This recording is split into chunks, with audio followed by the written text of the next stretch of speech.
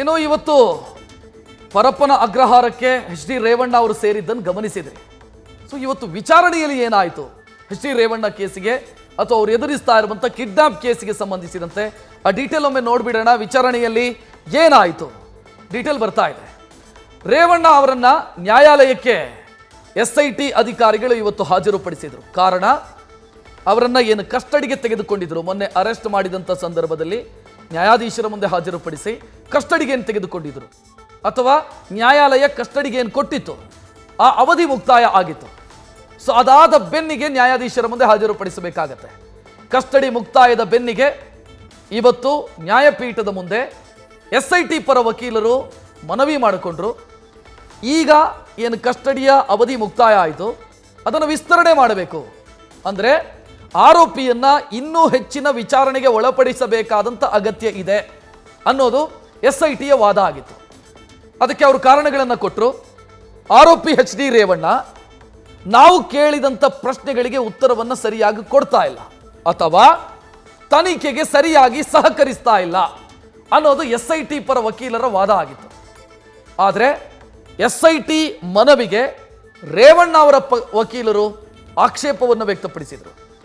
ಇವರು ನಿರಂತರವಾಗಿ ಕಸ್ಟಡಿ ಕೇಳ್ತಾನೆ ಇದ್ದಾರೆ. ಮೊನ್ನೆ ಅವರನ್ನು ಅರೆಸ್ಟ್ ಮಾಡಿ 24 ಗಂಟೆ ವಿಚಾರಣೆ ಮಾಡಲಾಗಿದೆ. ಆ ನಂತರ ನಿಮ್ಮ ಮುಂದೆ ಪ್ರೊಡ್ಯೂಸ್ ಮಾಡಿದರು, ಮತ್ತೆ ನೀವು ಅವರನ್ನು ಕಸ್ಟಡಿ ಕೊಟ್ರಿ, ಈಗ ಮತ್ತೆ ಕಸ್ಟಡಿ ವಿಸ್ತರಣೆ ಕೇಳೋದ್ರಲ್ಲಿ ಅರ್ಥ ಇಲ್ಲ ಅಂತ ರೇವಣ್ಣ ಪರ ವಕೀಲರು ಆಕ್ಷೇಪ ವ್ಯಕ್ತಪಡಿಸಿದರು. ಜುಡಿಷಿಯಲ್ ಕಸ್ಟಡಿ ಕೊಡಿ ಅಂತ ಕೇಳಿಕೊಂಡ್ರು. ಆ ನಂತರ ನ್ಯಾಯಾಧೀಶರು ಆರೋಪಿ ಎಚ್ ಡಿ ರೇವಣ್ಣ ಅವರನ್ನ ಕೂಡ ಪ್ರಶ್ನೆ ಮಾಡಿದರು.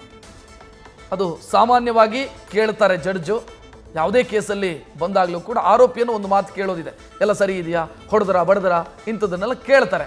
ಸೊ ಕೇಳೋ ಸಂದರ್ಭದಲ್ಲಿ ರೇವಣ್ಣ ಒಂದು ವಿಚಾರ ಪ್ರಸ್ತಾಪ ಮಾಡಿದರು, ನನಗೆ ಆರೋಗ್ಯ ಸಮಸ್ಯೆ ಇದೆ, ಆರೋಗ್ಯ ಸಮಸ್ಯೆ ಇದ್ರೂ ಕೂಡ ಅದನ್ನು ಪರಿಗಣಿಸ್ತಾ ಇಲ್ಲ SIT, ಮತ್ತು ನನಗೆ ಚಿಕಿತ್ಸೆ ಕೊಡೋದಕ್ಕೂ ಕೂಡ ಮೀನಾಮೇಷ ಎಣಿಸ್ತಾ ಇದೆ. ಈ ಕೇಸ್ನಲ್ಲಿ ನನ್ನ ಇನ್ವಾಲ್ವ್ಮೆಂಟ್ ಇಲ್ಲ, ನಾನು ತಲೆಮರೆಸಿಕೊಂಡೂ ಇರಲಿಲ್ಲ, ನನ್ನ ತಂದೆಯ ಮನೆಯಲ್ಲಿದ್ದೆ, ಸೊ ಸುಖ ಸುಮ್ಮನೆ ನನಗೆ ಟಾರ್ಚರ್ ಕೊಡುವಂಥ ಕೆಲಸಗಳಾಗ್ತಾ ಇದೆ ಅಂತ ರೇವಣ್ಣ ಅವರು ನ್ಯಾಯಾಧೀಶರ ಮುಂದೆ ಹೇಳಿಕೊಟ್ರು. ಕೊನೆಗೆ ನ್ಯಾಯಾಧೀಶರು ರೇವಣ್ಣ ಅವರು ಪ್ರಸ್ತಾಪ ಮಾಡಿದಂಥ ಆರೋಗ್ಯ ಸಮಸ್ಯೆ ಇದೆಯಲ್ಲ, ನನಗೆ ಗ್ಯಾಸ್ಟ್ರಿಕ್ ಸಮಸ್ಯೆ ಅಥವಾ ಹೊಟ್ಟೆ ಉರಿ ಸಮಸ್ಯೆ ಇದೆ, ನಿನ್ನೆ ಚಿಕಿತ್ಸೆ ಪಡೆದಿದ್ದೀನಿ, ಇವತ್ತು ಕೂಡ ಚಿಕಿತ್ಸೆ ಪಡಿಬೇಕಾಗಿದೆ, ಸೊ ಇದನ್ನು ಪರಿಗಣಿಸಿ ಜುಡಿಷಿಯಲ್ ಕಸ್ಟಡಿ ಕೊಟ್ಟರು ನ್ಯಾಯಾಧೀಶರು. ಜುಡಿಷಿಯಲ್ ಕಸ್ಟಡಿ ಅಂದರೆ ಜೈಲಿಗೆ, ನ್ಯಾಯಾಂಗ ಬಂಧನಕ್ಕೆ ಒಪ್ಪಿಸಿದರು. ಆ ಮೂಲಕ ಈಗ ಅವರನ್ನ ಪರಪ್ಪನ ಅಗ್ರಹಾರ ಜೈಲಿಗೆ ಸೇರಿಸಲಾಗಿದೆ.